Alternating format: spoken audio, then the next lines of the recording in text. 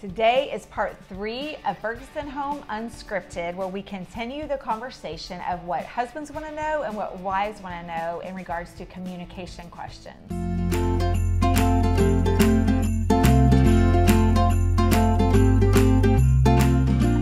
All right, third question. Okay. I get to ask you? Yeah. Okay.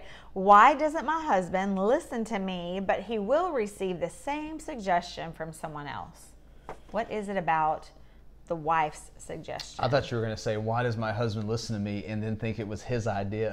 That does happen to us all the time, our whole married life. Actually, the answer to both of those questions is probably the same. Can we talk about that, though? No, that's not on the Oh, man, it should have been a car question, because that's what happens to us. Well, the answer to both of those is probably the same. I think it's primarily related to just familiarity, and that is that when you're with somebody every day or you're spending time together and you're hearing each other's voice all the time, I think sometimes, just to be honest, is that you phase out, and especially like, in this situation where you might be kind of hinting at something for a while and then somebody else says the same thing. You hear that new, like, oh man, that's a great idea. Well, what's really happened is your wife has kind of planted that seed several times, and then somebody else speaks into that, and it's like you're hearing it for the first time because, again, I think familiarity of your spouse's voice can kind of be like, well, I know what you think about that, or I know what you would say about that, and you just don't listen. So I think that's the big thing, and then you hear it from somebody else, and it's like, oh, it's a fresh idea, when in reality...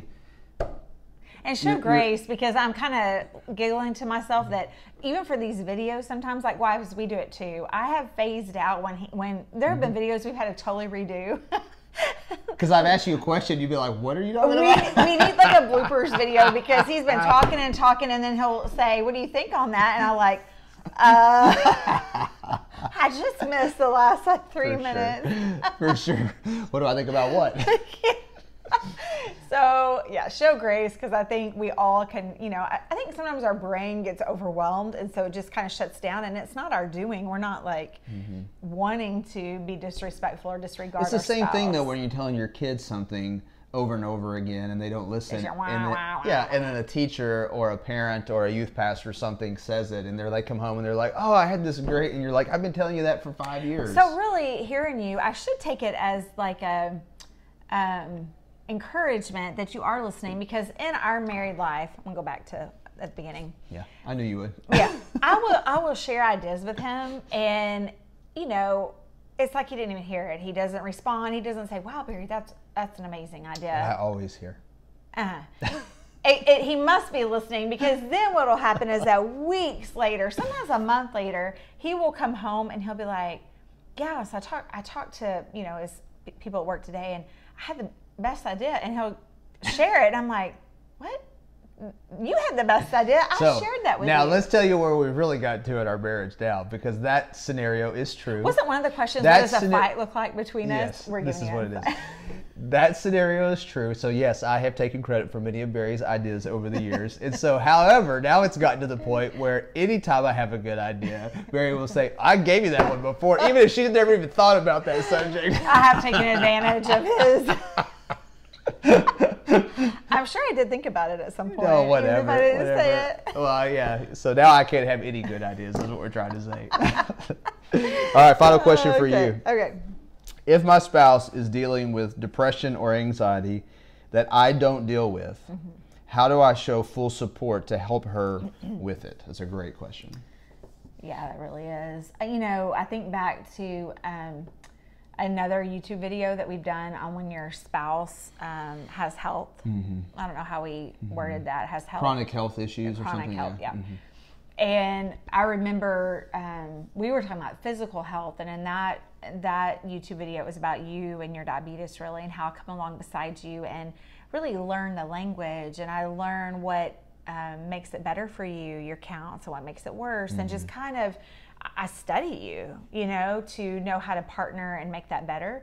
I think that's the same answer for anxiety and mental health. If your wife is struggling with depression or anxiety, to get in the battle with her And don't say, well, that's What does her that problem. mean? That's What does what I'm that saying. mean? First Get of the all, Bible. don't say that's her problem and she's got to figure it out.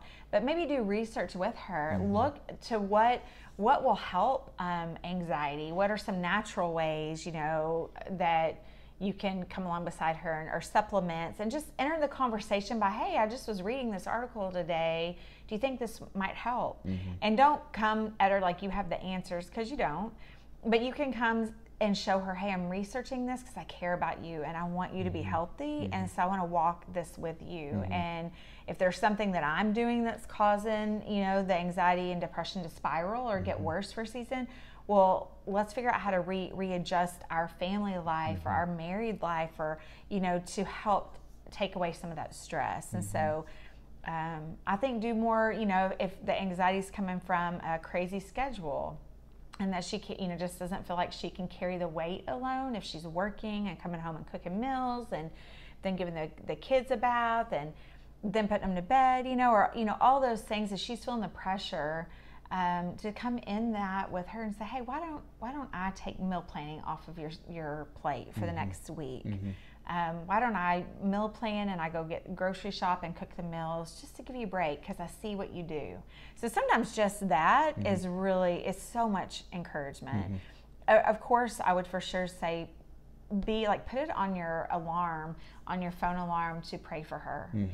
Don't forget that, because that's the most critical piece, is just to let her know, hey, I'm praying for you, because I can see that you're struggling and I'm so sorry.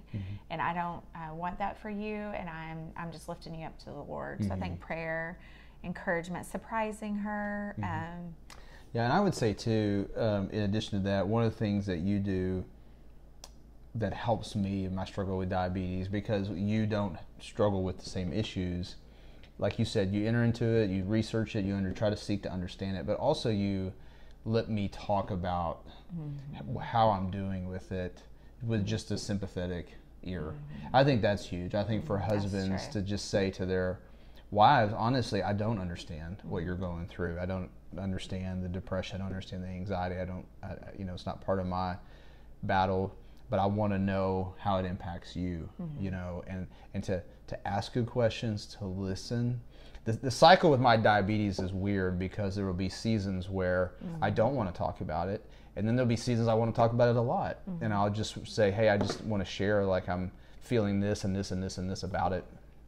So I don't know if that totally is parallel to the battle with anxiety and depression, but just listening and asking good questions. Yeah, and don't get mad at if it's depression that your wife is dealing with, and you think, well, I'll just get on an antidepressant. It's not that easy. And you paralleling it with your diabetes, it took you a while to get to the point of wanting to wear the insulin pump, So did I know that would make life easier? Yeah, like we both did. But that's not on me. It wasn't my decision to make, because that he was going to have to physically bear the burden of having a piece of equipment on him every day. I wasn't going to have to bear that burden, and so it had to be his decision. And so I think the same way with you can encourage, you can do the research, you can share with your wife, but then don't get angry at her if she doesn't do it right away, because she has to get to that place of whatever she needs for the help, So, really, and I think for sure, because I struggle more, I haven't battled depression, but anxiety, I tell Keith, like, I just feel paralyzed. Can't breathe. I can't breathe with just so much. Life just feels overwhelming all of a sudden in that moment.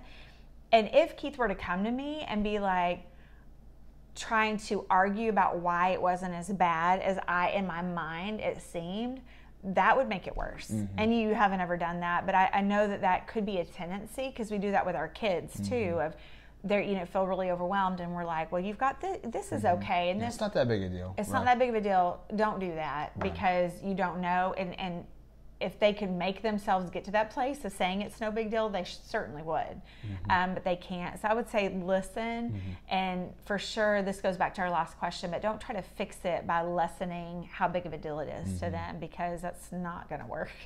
Absolutely. Well, we hope these conversations have been helpful to you. They have definitely been insightful for us, and I've enjoyed getting to talk with Barie. This is our own marriage therapy. Thank y'all. So we hope that you've enjoyed this, and our real prayer is that these questions will spur you and your spouse on to talk about these similar things. And so obviously Barie and I can talk about them and laugh about them because we've had these conversations for 20 years, and we've learned a lot about each other over that time, and we've messed it up more than we've gotten it right. And so work we've in learned, progress, and for sure. we're really thankful for God's grace that He's so patient with us, and that He teaches us to be patient with each other. So we pray that over you and your marriage, and thank you for watching the video today. I hope that it's a blessing to you and your family.